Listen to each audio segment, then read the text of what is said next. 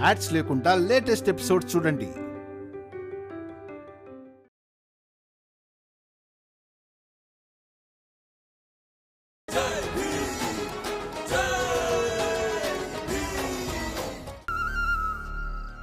భీమ్కు రమతో వివాహం జరిపించాలన్న నా నిర్ణయం పూర్తిగా సరైందే. ఎవరైనా నిరంతరం ముందుకు సాగడానికి కొత్త కొత్త లక్ష్యాలను నిర్దేశించుకుంటూ ఉండడం చాలా ముఖ్యం. అలాగే లక్ష్యాలను నిర్దేశించుకునేటప్పుడు ఒకవేళ ఎవరైనా తోడుంటే ఆ వ్యక్తి చాలా దూరాలను అధిగమించగలడు. అలాగే చూడు భీమ్, నువ్వు ఎన్నో దూరాలను అధిగమిస్తావు. ఎందుకంటే నీకు తోడుగా నీ భార్య రమాబాయి ఉంది. మీరన్నది నిజమే అన్నయ్య. భీమ్తో పాటు ఎప్పుడూ రమా పేరు కూడా తలుచుకోవడం జరుగుతోంది. భీమ్ గురించి ఎప్పుడైనా జనాలు మాట్లాడుకుంటున్నప్పుడు ఈరోజు భీమ్ ఇలా ఉన్నాడంటే అందులో తన భార్యకు కూడా సమానమైన భాగస్వామ్యం ఉందని వీళ్లకు ఎవరి దిష్టి తగలకూడదు. తగలదు. ఎందుకంటే నీ అన్న కొడుకు అలాగే నా కొడుకు కర్మయోగి. ఇక కర్మయోగికి ఎప్పుడూ దిష్టి తగలదు.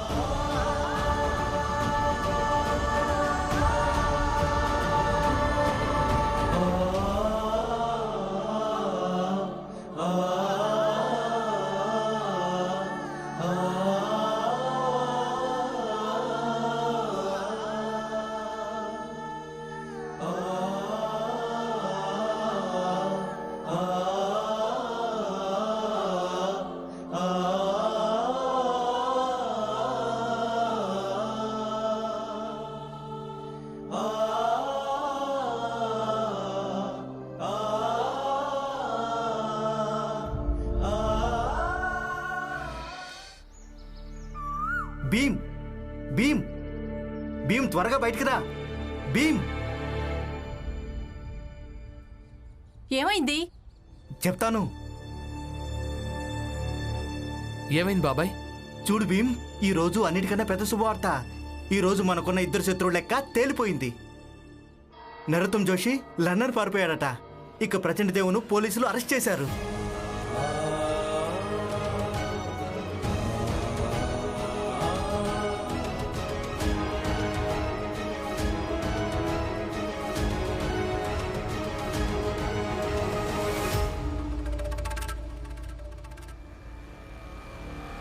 అసలు నువ్వేమంటున్నావు?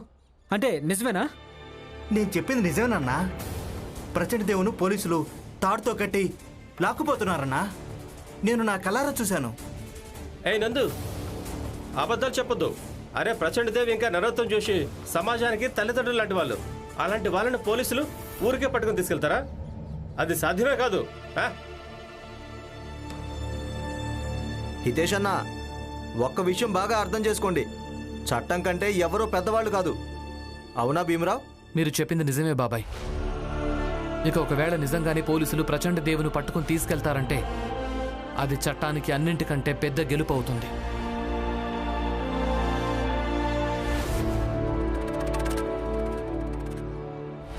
మరైతే పదండి, ప్రచండ దేవును పోలీసులు ఎలా లాక్కుంటూ తీసుకెళ్తున్నారో మనందరం చూద్దాం. పదండి. అవును, పదండి.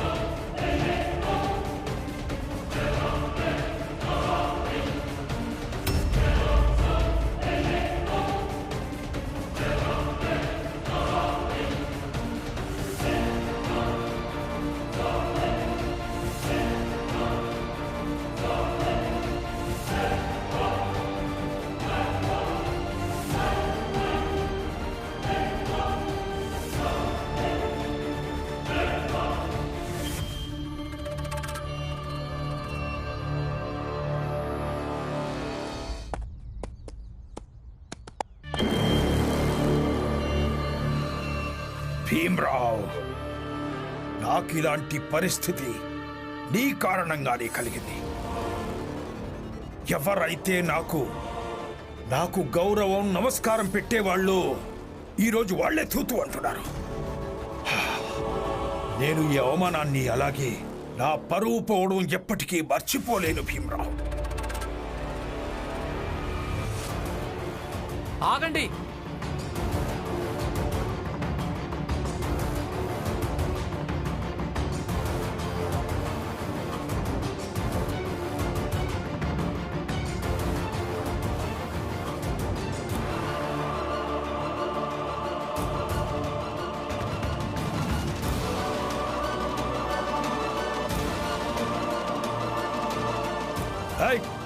ఇన్స్పెక్టర్, ఈ చిన్న జాతి వాళ్ల ముందు నడి బజార్లో నా పరువు తీయద్దు. త్వరగా ఇక్కడ నుంచి తీసుకెళ్ళండి. వెళ్ళండి. ఏమన్నావు నువ్వు? మళ్ళీ అను. ఇన్స్పెక్టర్, నువ్వే చెప్పు, ఇతను ఏమన్నాడు? సార్, ఈయనేమంటున్నానంటే తనని ఇక్కడి నుంచి త్వరగా తీసుకెళ్ళమని, ఇలా ఇక్కడ నడి రోడ్డులో పరువు తీయొద్దని.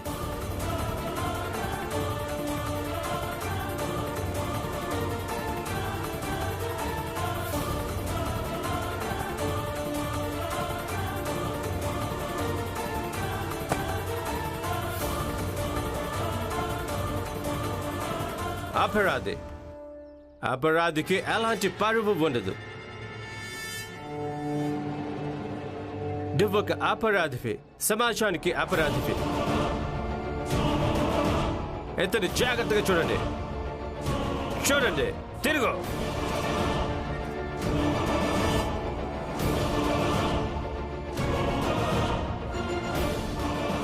ఇతను చూడండి, అలాగే బుద్ధి తెచ్చుకోండి.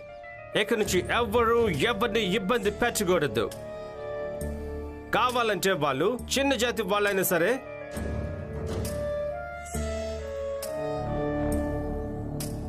అందరూ అర్థం చేసుకోండి, ప్రభుత్వం ఎలాంటి అపరాధులైనా వదిలిపెట్టదు.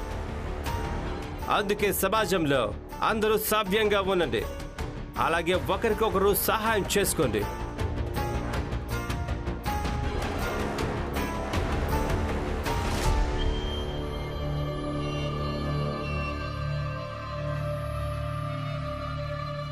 భీమ్రావ్, ఇప్పుడు నీకు చాలా సంతోషంగా ఉందనుకుంటాను.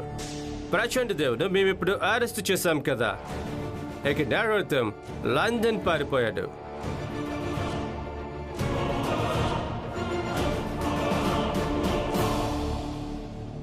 లేదు డేవిడ్ గారు, మాకింతవరకు పూర్తిగా న్యాయం జరగలేదు.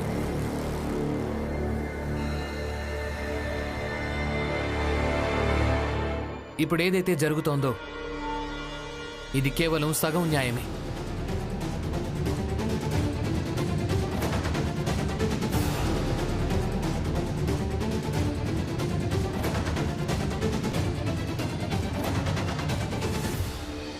తెలివైన వాడివి, మీకు ఇది కూడా అర్థమవుతుంది అనుకుంటా.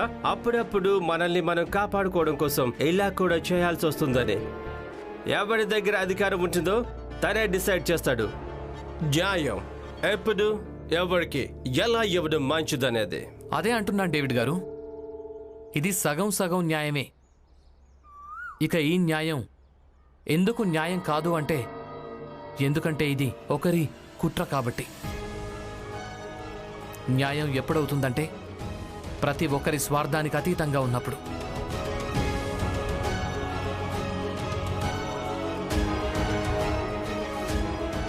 ఇక ఇప్పుడు మీరేం చేశారో ఇలాంటి న్యాయానికి ఎలాంటి అర్థం లేదు. భీమ్రావ్, ఎంత న్యాయం జరిగిందో అంత పోరాటం చేయడం వల్ల కూడా లభిస్తుంది. ఇక ఏ న్యాయం జరగలేదో అది మాలాంటి పెద్దవాళ్ళ బలానికి ఉన్న ప్రభావం. నా దగ్గర బలం ఉంది, అందుకే నేను తప్పించుకున్నాను.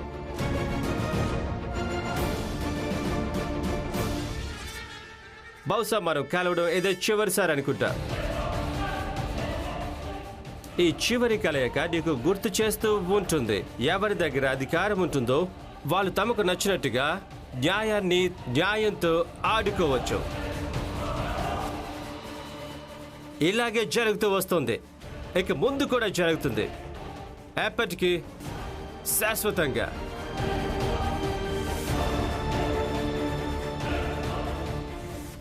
ఇన్స్పెక్టర్ పద.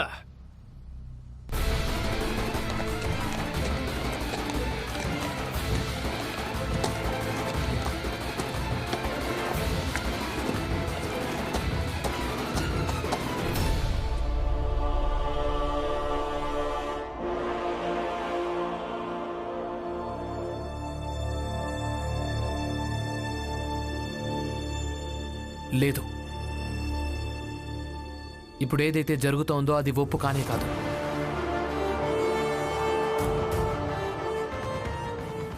ఇలాంటి న్యాయాన్ని న్యాయమని అనలేం.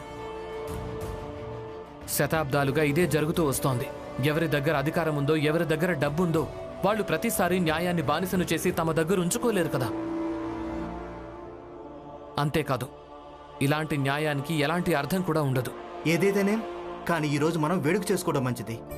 ఈరోజు మనకున్న పెద్ద శత్రువులు తగ్గిపోయారు. ఒకరు జైలుకి వెళ్ళిపోయారు, ఇంకొకరు పరారైపోయారు.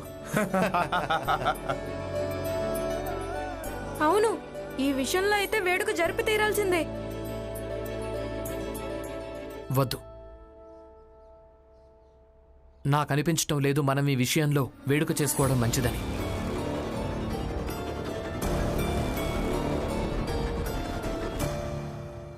ఎందుకు చేసుకోకూడదు?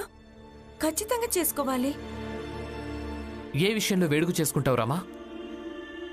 ఒకరు జైలుకెళ్లారనా, లేక దౌర్జన్యాలు అంతమైపోయాయనా? కానీ భీమ్, రెండింటిలో తేడా ఏముంది? రెండు ఒకటే కదా. కాదు దరియమ్మ, రెండింటిలో చాలా తేడా ఉంది. మనం పాపుల అంతానికి వేడుక చేసుకోవడం అంత మంచిది కాదు. నిజానికి మనం పాపం అంతమైపోయినందుకు, దౌర్జన్యం అంతమైపోయినందుకు వేడుక చేసుకోవడం మంచిది. సరే, అయితే మనందరం అపరాధి పట్టుబడినందుకు వేడుక చేసుకోవద్దు, కానీ కనీసం అపరాధులు తగ్గిపోయినందుకు వేడుక చేసుకోవచ్చు కదా. ఇప్పుడు చూడాల్సింది ఏంటంటే ఈ హితేష్ అన్న ఇంకా జోకు ఏం చేస్తారో. వాళ్ళ అయ్యగారులు దూరం అయ్యారన్న బాధలో బాధపడతారో, లేక మన వేడుకలో పాల్గొంటారో.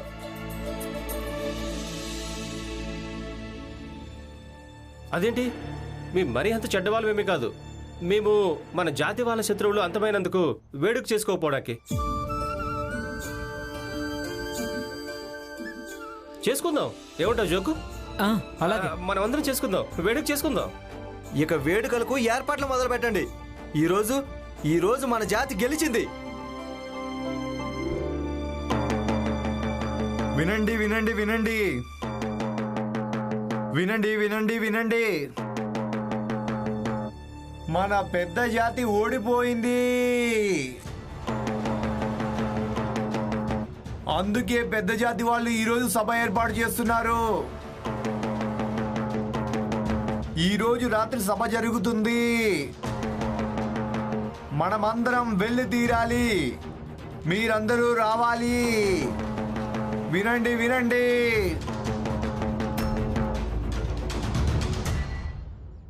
ఎవరి దగ్గర అధికారం ఉంటుందో వాళ్ళు తమకు నచ్చినట్టుగా న్యాయాన్ని అనుకూలంగా మార్చుకుంటారు. ఇలాగే జరుగుతూ వస్తోంది, ఇక ముందు కూడా జరుగుతుంది. ఎవరి దగ్గర అధికారం ఉంటుందో వాళ్ళు తమకు నచ్చినట్టుగా న్యాయాన్ని న్యాయంతో ఆడుకోవచ్చు. ఇలాగే జరుగుతూ వస్తుంది, ఇక ముందు కూడా జరుగుతుంది, ఎప్పటికీ శాశ్వతంగా. సార్, ఈయనేమంటున్నానంటే తనని ఇక్కడి నుంచి త్వరగా తీసుకెళ్ళమని, ఇలా ఇక్కడ నడి రోడ్లో పరువు తీయొద్దని. ఎవరెవరికైతే సమాజం ముందు వాళ్ల పరువు పోతుందనుకుంటారు వాళ్ళు ఇలా చేస్తున్నప్పుడు ఎందుకు ఆలోచించటం లేదసలు? సమాజంలో ఉండే ఇంకొకరిని ఈ సమాజంలోనే ఉండనివ్వకుండా చేస్తున్నప్పుడు. నేను చెప్తాను.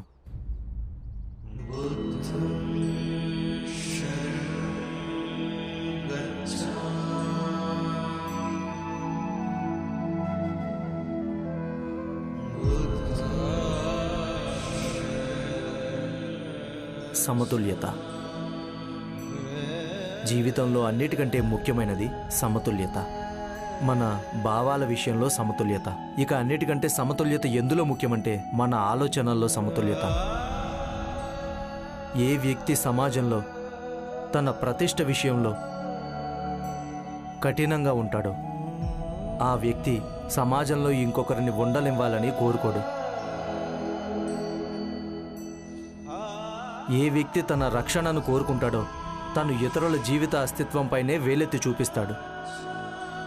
ఏ వ్యక్తి గొంగళి కప్పుకుని చలిలో వణుకుతున్న వ్యక్తిని చూసి ఇలా అంటే చలి ఎంత బాగుంటుందో అని, ఆ వ్యక్తి మానసిక పరంగా సమతుల్యంగా ఉంటాడు, పరిపూర్ణుడు. అలాంటి వ్యక్తులు జీవితంలో అప్పుడప్పుడు ఎలాంటి పనులు చేస్తారంటే అవి సమతుల్య భావాలున్న వ్యక్తి కల్లో కూడా ఊహించలేడు. అందుకే భీమ్రావ్ అంతా సమతుల్యత ఆడే ఆట. కానీ ప్రతి వ్యక్తి తనను తాను సమతుల్యంగా ఎలా ఉంచుకోగలుగుతాడు? నువ్వు కష్టమైన ప్రశ్న అడిగావు. దీనికి ఎలాంటి జవాబు లేదు. చూడు, ప్రతి వ్యక్తి తన పద్ధతిలో సమతుల్యత పెంచుకోవాల్సి ఉంటుంది. కానీ అలాంటి ఏదో ఒక పద్ధతి ఉంటుంది కదా నేను అర్థం చేసుకోవడానికి, అలాగే మిగతా వాళ్ళకు కూడా వివరించి చెప్పడానికి. ప్రేమించాలి, అందరినీ ప్రేమించాలి, ప్రతి వ్యక్తిని ప్రేమించాలి. వ్యక్తి ఒకవేళ చెడ్డవాడైనా అయినా తన చెడుని ద్వేషిస్తూ కూడా తనను ప్రేమించాలి. వ్యక్తులతో పాటుగా ప్రకృతిని కూడా ప్రేమించడం మంచిది. ఈ విషయాన్ని గుర్తుపెట్టుకోవాలి. ప్రేమించడానికి అలాగే ఇష్టపడడానికి తేడా ఉంటుందని. దీనికి తాత్పర్యం ఆ పూలను చూస్తున్నావా? ఒకవేళ మనం వాటిని ఇష్టపడితే వాటిని కోసుకుంటాం, అవునా? ఒకవేళ మనం దాన్ని ప్రేమించినట్టయితే మనం దానికి రోజు నీళ్లు పోస్తాం.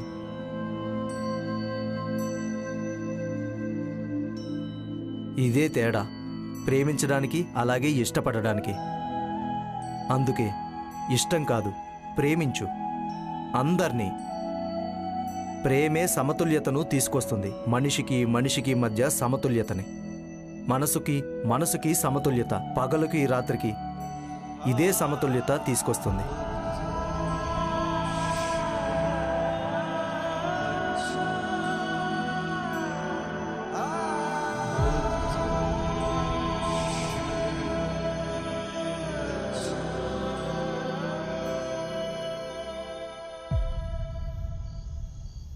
సోదరులారా, మనందరం పెద్ద జాతికి చెందిన వాళ్ళం. ఇక మనందరం ఇక్కడికి ఎందుకు వచ్చామో అది మీ అందరికీ తెలుసు అనుకుంటా. మన జాతికి చెందిన ప్రచండ్ దేవ్ అలాగే నరోత్తమ్ జోషికి ఎలాంటి గతి పట్టిందో అదొక సంకేతం. మనం ఆలోచించడం మంచిది, మనం ఏదైనా చేయడం మంచిది. ఎందుకంటే ప్రశ్న ఇప్పుడు మనందరి ఐకమత్యం గురించి. మనకున్న అధికారాన్నే సవాలు చేయడం జరిగింది, మన బలాన్ని పరీక్షించే ప్రయత్నం చేయడం జరిగింది. ఇక సోదరులరా, మనం బలహీన పడిపోయామా? సోదరులరా, ఒకవేళ మనం ఇలాగే బలహీన పడిపోతూ ఉంటే ఒకరోజు మనకున్న పరువు, మన జాతి, మన ధర్మం, మన సంస్కృతి, మన గుర్తింపు అన్నీ నాశనం అయిపోతాయి.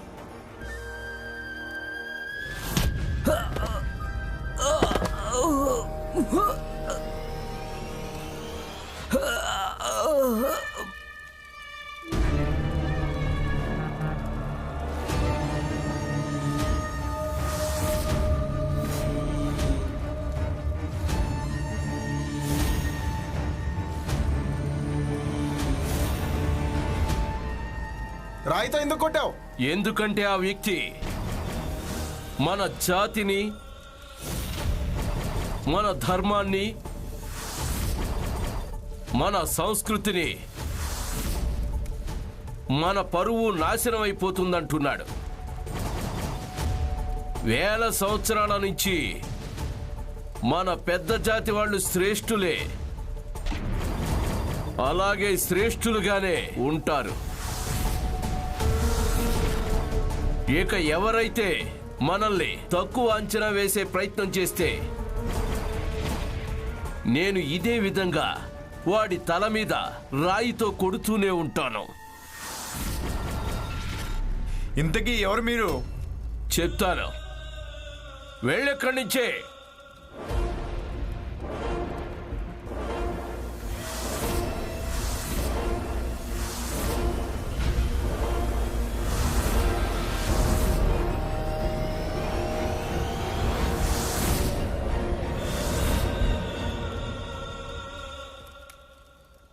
మేఘనాథ్.